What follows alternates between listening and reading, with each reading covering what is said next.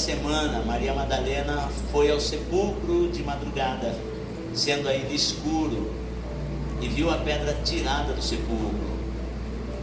Correu, pois, e foi a Simão Pedro e ao outro discípulo a quem Jesus amava, e disse-lhes: levaram o Senhor do sepulcro e não sabemos onde o puseram. Então Pedro saiu com o outro discípulo e foram ao sepulcro. E os dois corriam juntos, mas o outro discípulo correu mais apressadamente do que Pedro e chegou primeiro ao sepulcro. E abaixando-se, viu no chão os lençóis, todavia não entrou.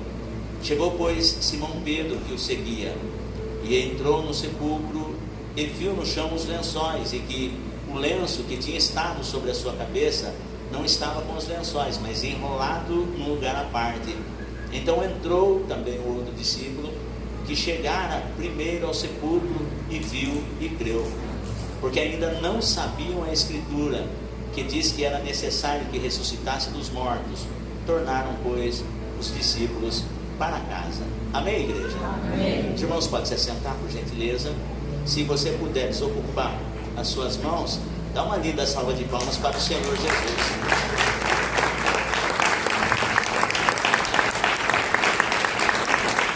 Glória a Deus, glória a Jesus. Eu peço para os irmãos que ainda nós estamos com um equipamento ligado, aí se os irmãos perceberem que o ambiente está bem gelado, dá um toque aí, a gente ajusta aí a temperatura. Irmãos, para os irmãos verem como que Deus é maravilhoso. Durante todo esse período que as crianças, juntamente com os professores do departamento infantil e juniores, estão aqui ensaiando, eu tenho perguntado para minha filha Tatiane, tenho perguntado para minha esposa Marli, o que eles estão ensaiando e aonde que está inserido o texto que eles estão usando para fazer as apresentações, né? E ninguém me deu a resposta nenhuma. Não obtive a resposta. Está no livro tal, assim, assim. Mas quando eu estava orando, eu falei: Deus, eu preciso de uma palavra, que o Senhor me revele uma palavra para essa ocasião. E o Senhor mandava eu meditar aqui em João capítulo 20. Glória a Deus.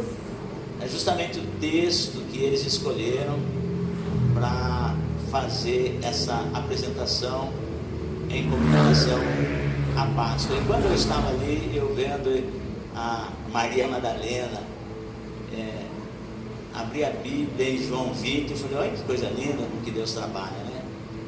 Então, o Espírito de Deus, quando nós nos colocamos na presença do Senhor e pedindo respostas para uma mensagem que vamos ministrar, ou para algo que vamos viver, ou para algo que nós precisamos como resposta para nossas vidas, ou alguma decisão que precisamos tomar, nós chegamos até o Senhor Jesus Cristo, e Ele tem resposta para as nossas vidas. Glória a Deus. E eu tenho certeza que o Senhor tem resposta, que ainda são indagações que você não obteve respostas, mas todas as respostas que nós precisamos, nós encontramos em Jesus Cristo. E eu fico muito preocupado, porque se você analisar, nós temos que olhar para o mundo com os olhos de Deus. Eu não posso olhar para esse mundo com os meus olhos carnais, porque se eu olho para esse mundo com os olhos carnais, a minha carne vai desejar as coisas que o mundo oferece. Então o grande conflito que os seres humanos no geral, e eu fazendo parte também, me encontro, é quando eu olho para o mundo. Quando eu digo mundo, é esse sistema alienado de Deus, distanciado de Deus, o qual o apóstolo João diz assim: filhinhos, não ameis o mundo, nem o que no mundo há, porque o que ama o mundo, esse sistema distanciado de Deus, da palavra de Deus, aquele que ama o mundo, o amor do Pai não está nele, porque o que há no mundo são a concupiscência dos olhos, a concupiscência da carne e e a soberba da vida. Essas três coisas é que o mundo oferece. E quem ama o mundo é porque está atrás de pelo menos essas três coisas.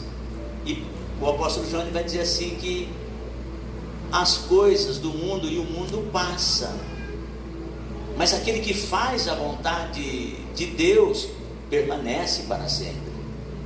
Nós estamos aqui de passagem. Nós estamos aqui de passagem, mas há um céu de glória esperando por nós. Esperando por nós. O apóstolo Paulo, ele diz assim que as coisas que o olho não viu, o ouvido não ouviu e não subiu ao coração do homem, são essas coisas que Deus tem preparado para aqueles que o amam. Tem coisa gloriosa esperando a igreja quando chegar no céu. Coisas boas, quando Jesus voltar, tem muita coisa boa, esplêndida nos aguardando. Mas eu preciso olhar com as coisas, para as coisas com os olhos de Deus. Porque quando você olha para esse mundo com os olhos de Deus, e você começa a sentir esse mundo com o coração de Deus, o coração de Deus chora, irmãos. Quantas pessoas estão partindo para a eternidade e estão partindo sem Deus? O livro do profeta Ezequiel, o Senhor diz assim que, porque eu, o Senhor teu Deus, não tenho prazer na morte do ímpio. Quantas pessoas, se nós pudéssemos computar, quantas pessoas morrem por dia? E dessas pessoas que morrem diariamente, quantas dessas pessoas realmente, verdadeiramente tiveram um encontro com Jesus? E é muito sério, porque o ser humano, independente da sua nacionalidade, ele tem isso já da natureza humana, a procrastinação, é o deixar para depois. Quando se fala de salvação, eu vou deixar mais para frente, porque eu ainda sou jovem, eu tenho muitas coisas para viver, eu tenho muitas terras para conquistar. Salvação eu vejo depois. E eu tenho visto assim muitas pessoas morrendo na mais tenra idade. E Hebreus capítulo 9, versículo 27, eu estou aqui numa noite como essa, irmãos, estou pregando para você com o coração de Deus. Com o coração de Deus. Para que haja uma reflexão sobre as nossas vidas, e nós, como igreja, que nós possamos arregaçar as nossas mangas e acatar, obedecer ao ide do Senhor Jesus, em que devemos ir por todo mundo e pregar o evangelho a toda criatura. Quem crer e for batizado será salvo, mas quem não crer será condenado. O papel da igreja, acabaram que se perdendo, ou melhor, acabou que se perdendo ao longo de 2000 anos de história de igreja na face da terra, e as pessoas não querem mais evangelizar. Nós como igreja não queremos, porque eu me incluo também nisso, não queremos mais nos reunir e falar do amor desse Jesus para as pessoas, porque o que a gente observa é crianças morrendo, jovens morrendo, pais de família morrendo. E paz, meus irmãos, de uma maneira assustadora, eu penso comigo que nunca se morreu tanta gente como nesses últimos dias. Se nós pudéssemos computar quantas pessoas morrem por dia, e dessas pessoas que morrem diariamente, quantas dessas pessoas realmente tiveram um encontro com Deus e entregaram suas vidas para Jesus. Porque Hebreus capítulo 9, versículo 27, dando sequência a esse raciocínio, diz assim: que ao homem está ordenado morrer uma vez, seguindo-se o juízo. Então, para nós, enquanto estamos vivos, há esperança. E eu tenho uma incumbência muito grande de aonde eu encontrar pessoas falar desse Jesus, falar de que o amor de Deus é real, a graça, a presença de Deus, ela é real. Falar do Evangelho não simplesmente da letra, mas com aquela convicção de que o apóstolo Paulo falou ali em Romanos capítulo 1, versículo 16, que ele diz assim: porque eu não me envergonho do Evangelho, porque é o poder de Deus para todo aquele que crê, para o judeu ou para o grego. E quantas vezes nós pregamos a palavra de Deus, pregamos o Evangelho, falamos do poder de Deus, mas de que maneira a pessoa recebe esse Evangelho? Porque o poder de Deus, ele vai atuar na minha e na tua vida. Jesus disse: as palavras que eu vos digo, ela é espírito e vida. Eu estou pregando para alguém aqui que de repente fala: pastor, o senhor não conhece a minha vida, as minhas esperanças já morreram, meu casamento acabou, a minha vida está falida, mas nessa noite estou trazendo uma palavra de vida para você, e se você crê, a sua vida vai mudar. Glória a Deus. Falando do poder de Deus, poder que nos alcançou, e as pessoas, elas procrastinam. Salvação eu quero ver mais tarde, hoje não. Nada contra as pessoas que gostam das suas baladas, das suas andanças, tá? Mas nós estamos aqui para um propósito. E num dia como hoje, quantas pessoas lucraram com vendas de alimento, chocolate, peixe. Quantas pessoas, nada contra, eles são comerciantes, eles trabalham com isso. E quantas pessoas tiveram numa data como hoje, olha, não se pode comer carne, respeito os credos religiosos. Existem pessoas que acham que devem comer legumes, outras acham que se comer carne não tem problema nenhum, mas tem outras que acham que não devem comer carne. E Paulo diz que nós temos que ser equilibrados em termos das nossas liberdades e das nossas crenças. O que come não julga o que não come, porque o que não come para o Senhor o faz, e o que come também para o Senhor o faz. Mas o fato é que numa data como hoje, muitas pessoas usam-na comercialmente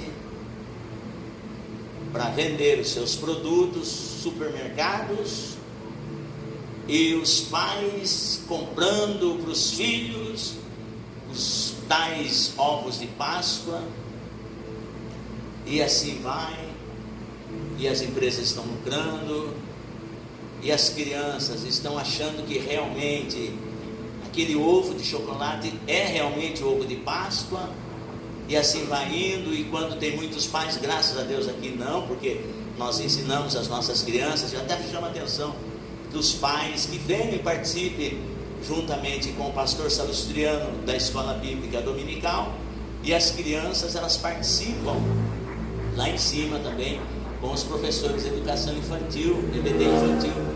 E aí em casa você conversa com seus filhos sobre o que eles estão aprendendo, e é o que você viu aqui, essa apresentação maravilhosa das nossas crianças, que elas entenderam que a Páscoa, na realidade, é a morte de Jesus Cristo. E hoje nós comemoramos a ressurreição de Jesus Cristo. E o túmulo do Senhor Jesus está vazio, e a cruz também está vazia. Por quê? Porque a morte não pôde deter o nosso Jesus. Então as nossas crianças aprenderam, fizeram uma apresentação fantástica, mas se você parar para analisar no dia de hoje, num país como o nosso, um país pseudo-cristão, um país onde as pessoas professam que serve a Jesus Cristo, mas você percebe que ainda existe muita idolatria envolvida nisso.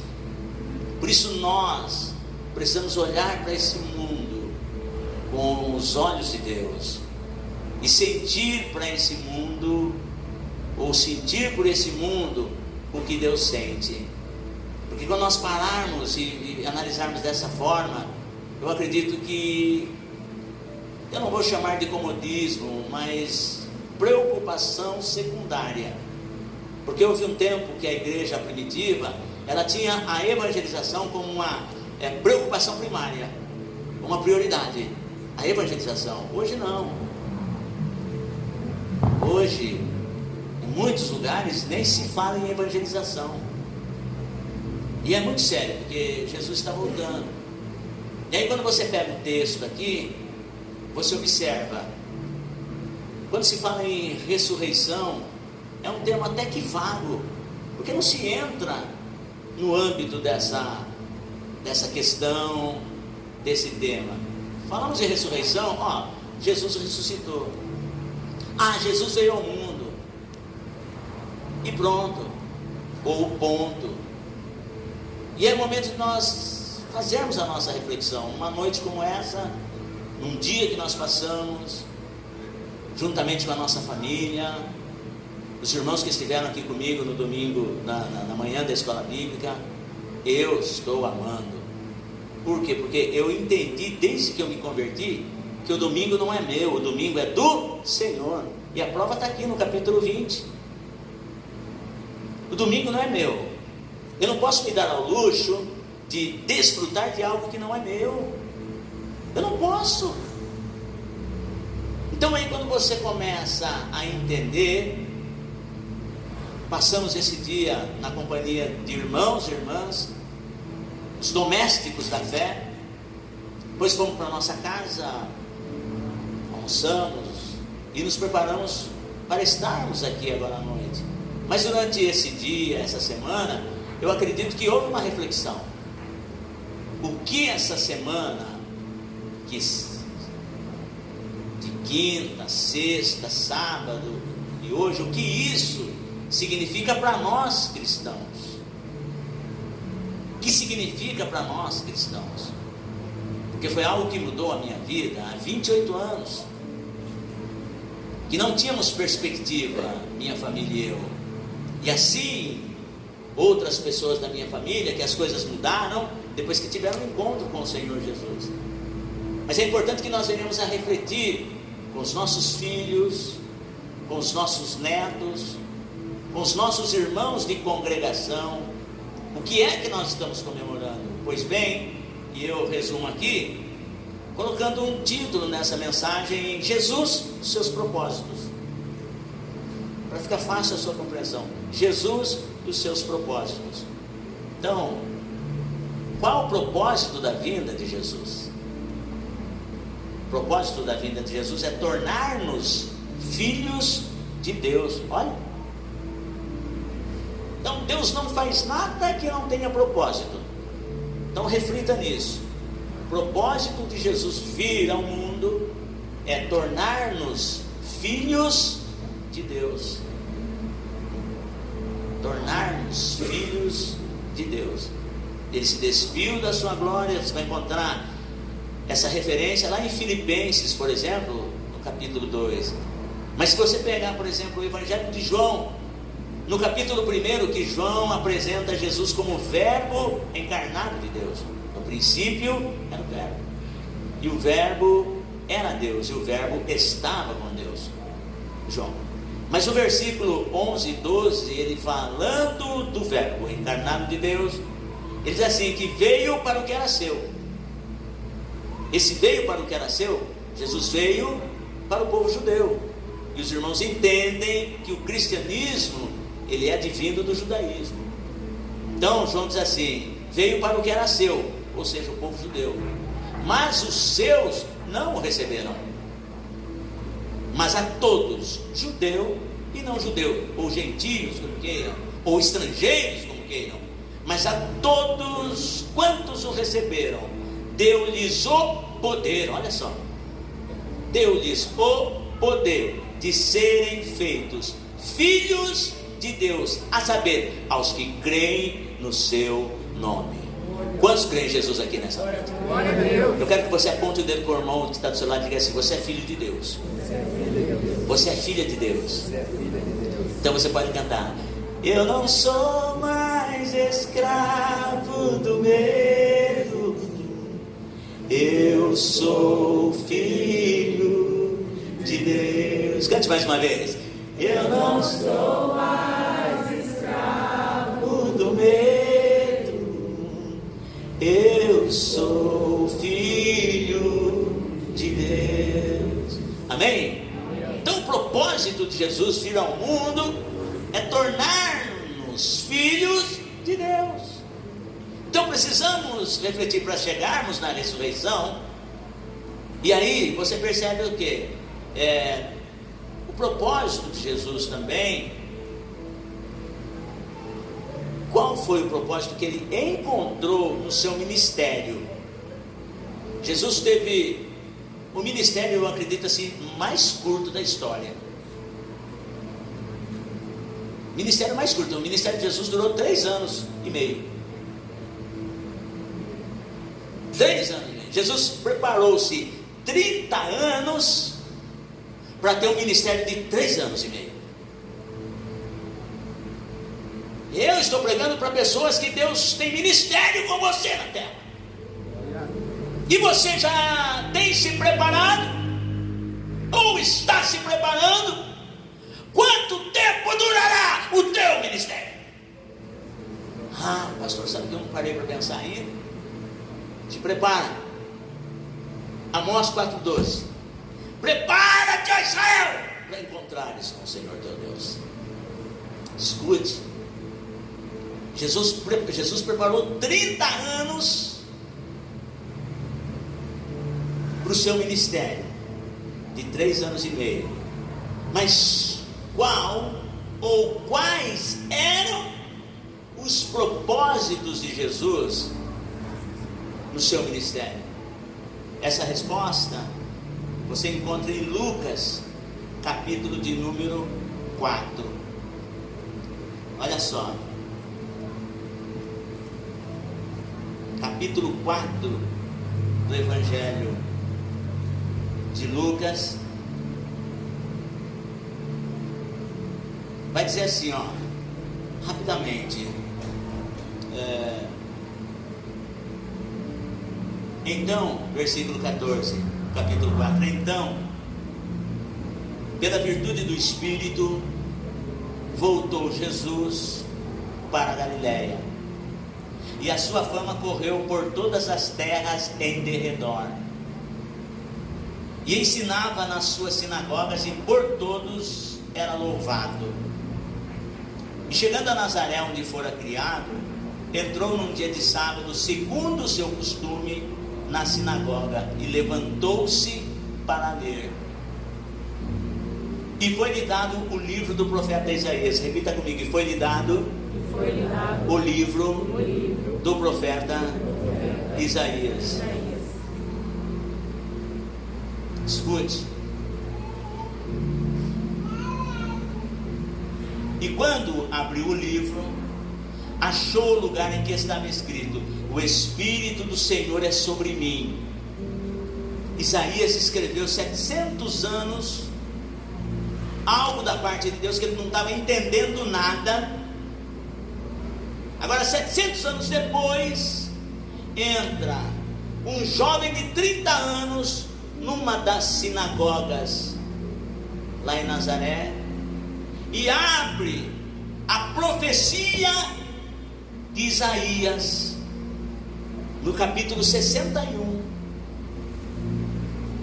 Como qualquer bom rabino, Jesus agora abre a escritura e começa a ler. Abre o rolo e começa a ler. Talvez como um Nicodemos, talvez como um Gamaliel. Aí ele vai ler a escritura E depois ele vai explanar para nós a Escritura, como fazem os exegetas, como fazem os rabinos. Ele vai ministrar uma palavra para nós, e vai ser bênção a palavra dele. E aí Jesus continua na leitura, dizendo assim: o Espírito do Senhor é sobre mim, pois que me ungiu para evangelizar os pobres. Propósito: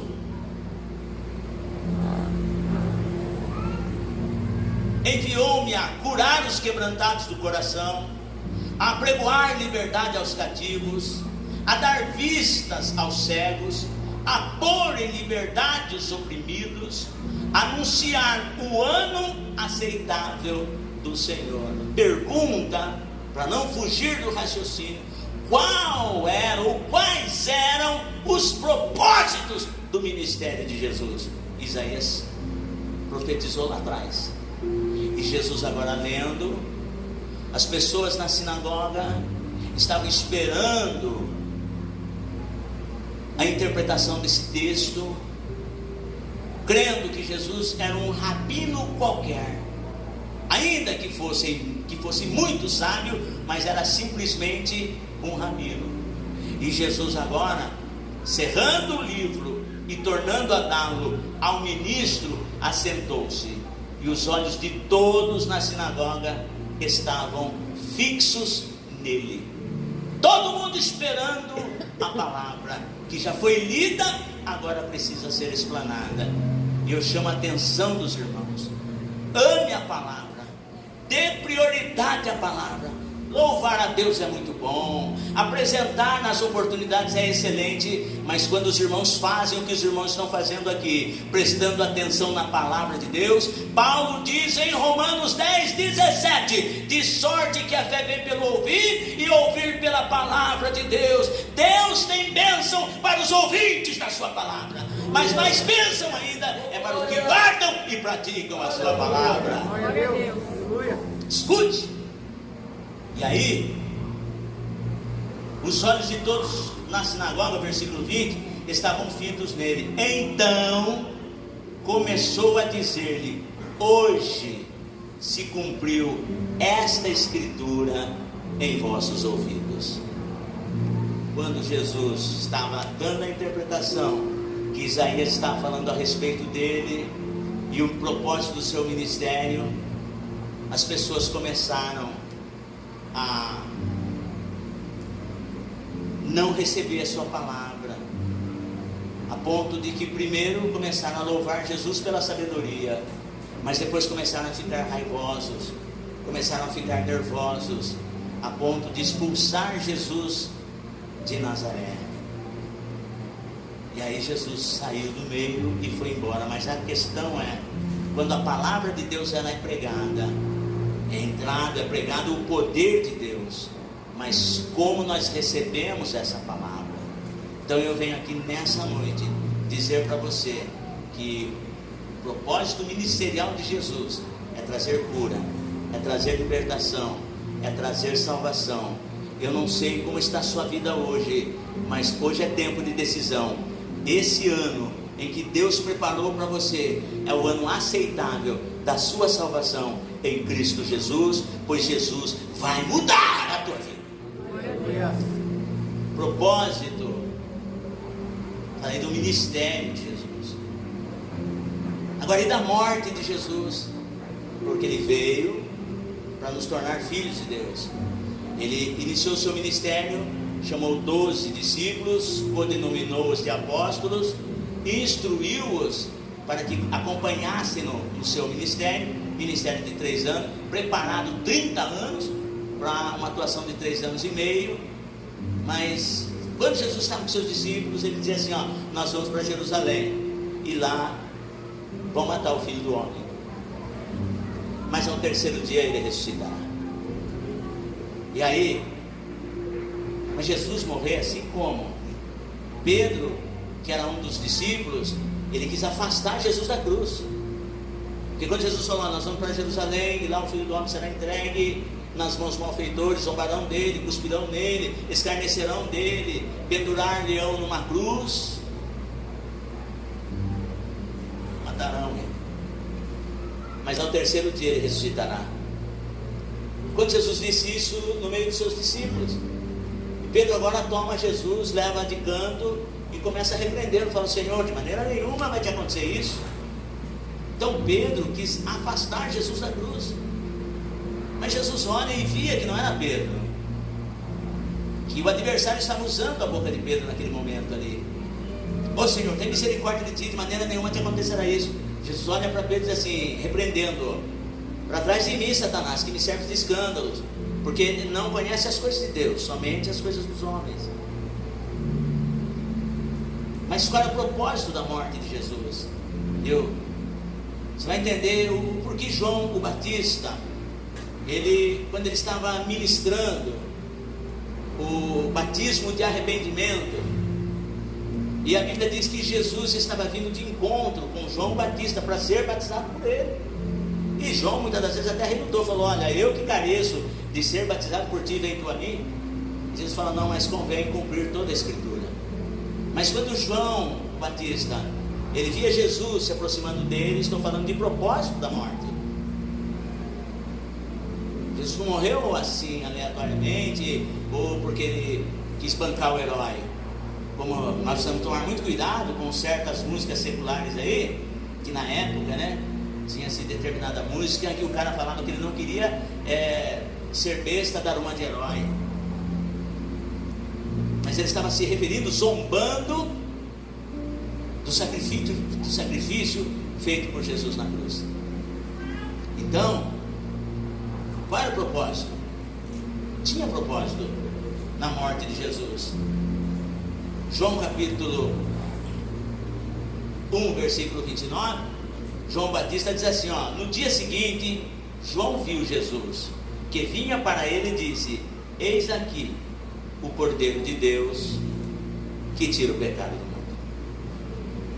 Então o propósito da morte de Jesus é Jesus, o Cordeiro de Deus, ele foi imolado como sacrifício pelos nossos pecados. Todos nós pecamos, carecemos de um Salvador, e Jesus ofereceu-se como Cordeiro de Deus para morrer na cruz em meu lugar e em seu lugar, para que hoje nós estivéssemos aqui adorando esse Deus maravilhoso. Então,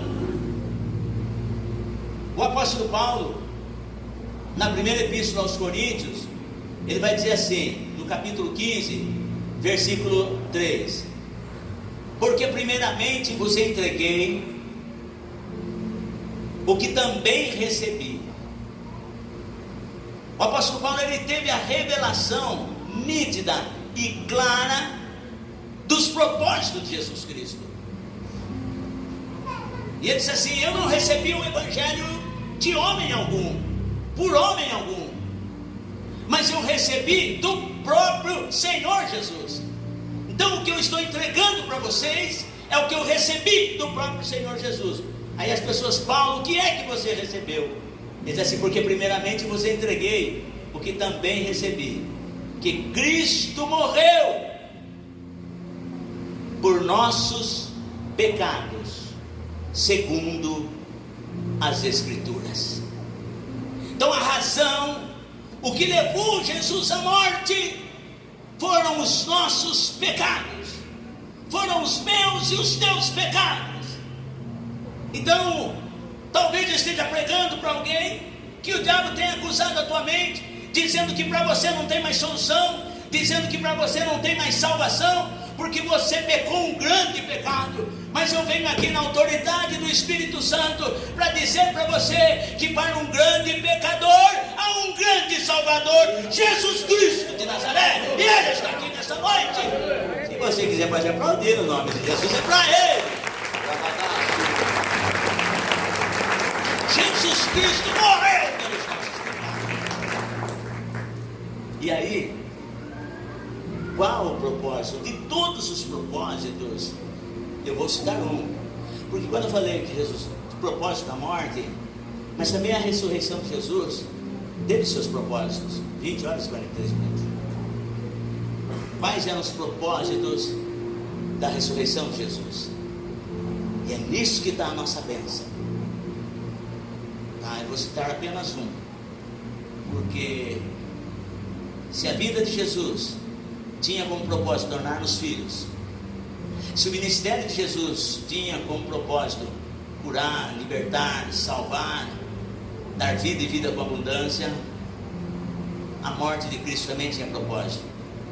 O mundo aí fora, eles dizem assim, que enquanto há vida, há esperança, mas quando nós estamos em Cristo, até na morte tem esperança. Eu sei que estou pregando para alguém aqui, que talvez os seus sonhos já tenham morrido, as suas esperanças já tenham sido sepultadas, mas eu digo para você que a ressurreição ela foi resolvida. O problema da morte, o problema do pecado, o problema das situações contrárias, das cédulas contrárias, foram resolvidas em 3 dias, porque ao terceiro dia Jesus ressuscitou para nos dar vida e vida com abundância. E qual é o propósito da ressurreição? Você vai encontrar essa resposta. Eu estou falando de um dos propósitos. Em Romanos capítulo 4, versículo 25, Paulo vai dizer assim: Jesus foi entregue para morrer por causa dos nossos pecados. E tinha uma causa. Ele foi entregue para morrer por causa dos nossos pecados. Romanos 4, 25. E foi ressuscitado. Olha só a diferença entre o cristianismo e as outras religiões. Qualquer uma delas, por mais bem intencionadas que sejam, mas se você chega numa sepultura dos fundadores das religiões, você vai ver os restos mortais dos seus fundadores. Você vai chegar na sepultura de Confúcio, está lá os restos mortais dele. Você vai chegar na sepultura do Buda, com todo respeito, você vai lá encontrar os restos mortais de Buda. Você vai chegar na sepultura de Maomé, com todo respeito, você vai encontrar os restos mortais de Maomé. Mas se você chegar na sepultura onde Jesus foi sepultado, cuja sepultura foram doados por José de Arimateia, o rico de Arimateia, mas se você chegar na sepultura onde Jesus foi sepultado, você não vai ver os restos mortais do nosso Jesus, porque ele não está lá. A tumba está vazia, Jesus ressuscitou. Então esta é a diferença. A nossa esperança não está num cadáver, a nossa esperança está no Cristo vivo, que ele dizia: eu vou morrer sim, mas ao terceiro dia eu vou ressuscitar. E ele ressuscitou. Então, mas qual é o propósito? O propósito é para a nossa justificação. Então o propósito da ressurreição de Jesus é pela nossa justificação. Você já pensou? De repente o plano não deu certo. Realmente Jesus morreu, o judeu, os soldados, as autoridades, eles se lembraram assim. No Evangelho de Mateus você vai encontrar isso. Eles falaram assim: ó, vamos fazer o seguinte, ele não falou que ao terceiro dia ele vai ressuscitar? Então vai que um dos discípulos roube o corpo e sepulte em outro lugar. Eles vão começar a falar por aí que Jesus ressuscitou, mas ó, um dos discípulos pode roubar o corpo para dizer que se cumpriu a ressurreição dele. Então vamos fazer o seguinte: vamos colocar soldados guardando a sepultura de Jesus, para que nós não cometamos um erro maior, porque já cometemos o erro de matar um inocente, mas que nós não cometamos um erro maior, que alguém roube o corpo e saia falando que ele ressuscitou. Daí nós estamos na roça mesmo. E fizeram isso, irmão. Mas ninguém pode deter o poder de Deus. No momento certo, Jesus ressuscitou. O anjo desce lá para abrir a sepultura. Os soldados que estavam lá, eles desmaiaram de medo. E daí foram correndo, depois que eles foram correndo, e foram lá falar com os sacerdotes, com os seus superiores. Falaram: aconteceu um negócio lá, deu um terremoto tão forte lá, uma luz tão forte, e nós desmaiamos de medo.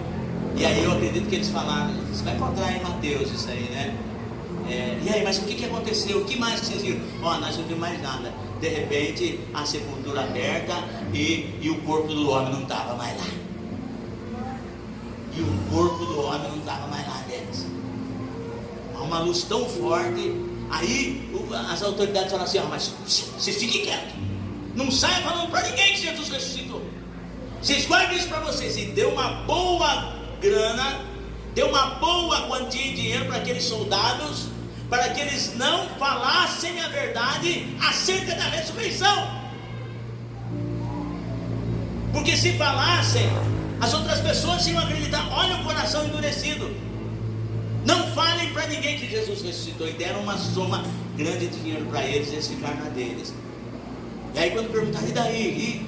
E o que aconteceu? Não, chegou um pessoal aí, meteu o louco em nós, meteu o calibre em nós, levaram o corpo de Jesus. Então era essa mentira que corria entre os judeus, que alguém entrou lá e roubou o corpo de Jesus. Mas agora no Evangelho de João, você observa, agora Jesus ressuscitado, ele faz 3 aparições diferentes, com propósito. Então, quais eram os propósitos que Jesus ressuscitado apareceu? Primeiro, para Maria Madalena. Segundo, para os discípulos. E terceiro, apareceu para os discípulos também, mas principalmente para Tomé. Então guarde bem, tudo que o Senhor faz, Ele faz com propósito. Então quando Ele apareceu para Maria Madalena, Ele apareceu para consolá-la. Maria Madalena estava desconsolada. Roubaram o corpo do meu mestre. Ela não estava entendendo ainda que Jesus haveria de ressuscitar. Ela chegou de madrugadinha para fazer os preparativos no corpo do mestre. Olha o amor que ela tinha para Jesus. No sábado eles não podiam fazer nada, mas ela vai no domingo com os preparativos, junto com as outras mulheres. Tinha um dilema: quem nos removerá a pedra para que nós tenhamos acesso ao corpo do nosso mestre? Então quando Jesus aparece para Maria Madalena e dá-nos a entender que todos os nossos dilemas, que todos os nossos problemas, que todas as nossas indagações, elas acabam quando Jesus aparece. E aí você percebe que quando Jesus aparece para os discípulos, você percebe que eles estão todos trancafiados num cômodo, com medo, estão impacientes. E Jesus aparece para eles com as portas fechadas. E Jesus entra sem abrir uma porta, e detalhe, sem arrombar, hein? Quem arromba é Satanás. Jesus entra, ele simplesmente aparece. Quando Jesus aparece aos discípulos, ele aparece trazendo paz, ele aparece trazendo coragem, e ele assopra sobre eles a vida de Deus. Então Jesus nessa noite está aparecendo para te dar paz, para te dar coragem e assoprar sobre você a vida dele. Glória a Deus. E 8 dias depois, tudo isso aconteceu no domingo da ressurreição, no domingo da Páscoa. Jesus aparece a Maria Madalena para consolá-la, porque ela começou a confundir Jesus com o jardineiro. Mas Jesus falou: mulher, por que choras? Aí Jesus vai: mulher, por que choras? Ela falou: levaram o meu Senhor, não sei aonde, mas se fosse o Senhor que levou ele a algum lugar, então fale para mim que eu vou lá buscar ele. Olha como que ela estava delirando. Levaram o meu Senhor. E agora Maria Madalena corre aos discípulos João e Pedro e fala: levaram o meu Senhor no seu livro, colocaram ele. E Pedro e João agora vai até onde Jesus estava sepultado, tá? Só que quando eles chegam lá e eles se deparam, faz uma investigação apurada, e vê que o que Maria Madalena falou não faz sentido, que não levaram o corpo de Jesus, porque com os tecidos ao qual ele estava enrolado, os tecidos permaneceram da mesma forma. Era como se Jesus, como se fosse um casulo envolvendo Jesus, era como se Jesus saísse por entre os tecidos. E um detalhe que chamou a atenção era o lenço que estava envolvendo a face de Jesus, estava enrolado num lugar à parte. E eles pensaram: você acha que um cara que vai roubar o corpo vai ter o trabalho de desenvolver o cadáver? Do jeito que está aqui o negócio, Jesus ressuscitou. Só que eles saíram, mas eles não tiveram ainda coragem de falar sobre a ressurreição de Jesus. Tudo isso aconteceu num domingo de Páscoa. Você parou para pensar nisso? Você já conversou com seu filho sobre isso? Você já conversou com a tua esposa sobre isso? Você já conversou com teu esposo sobre isso? Tudo isso aconteceu num domingo de Páscoa, porque é o poder de Deus nas nossas vidas. 8 dias depois, alguém chega para Tomé e fala assim: Tomé é Dídimo, gêmeo. Entende-se que Tomé tinha um irmão gêmeo. E hoje em dia tem muitos gêmeos de Tomé que duvida, que quer ver para crer. Tem algum gêmeo de Tomé aqui nessa noite? Agora, ele fala: eu não acredito, porque falaram para ele: Jesus ressuscitou, e nós já vimos, ele esteve aqui. Eu não acredito se eu não tocar nas suas feridas, nas mãos e do lado. Eu não vou acreditar. Agora Jesus apareceu para aqueles discípulos para trazer paz, coragem e vida. 8 dias depois ele aparece para Tomé.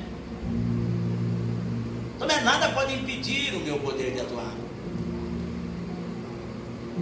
Eis aqui, coloca as tuas mãos sobre as minhas chagas. Venha, coloca a tua mão do meu lado e veja. E agora vem Tomé e coloca as mãos sobre as chagas. E Senhor meu e Deus meu. Aí Jesus fala assim: olha, porque você viu, você creu. Mas mais bem-aventurados são os que não veem ou não viram e creram. Isso inclui eu e você. Eu não vi, mas eu não preciso ver. Está registrado e eu creio que Jesus está vivo e vai voltar. Você crê? Diga amém. Amém. Coloque-se de pé. Coloque-se de pé. Jesus está vivo e Ele tem bênção para você. Ele tem bênção para a sua família. Em cada etapa da vida, Jesus tem um propósito. Senhor,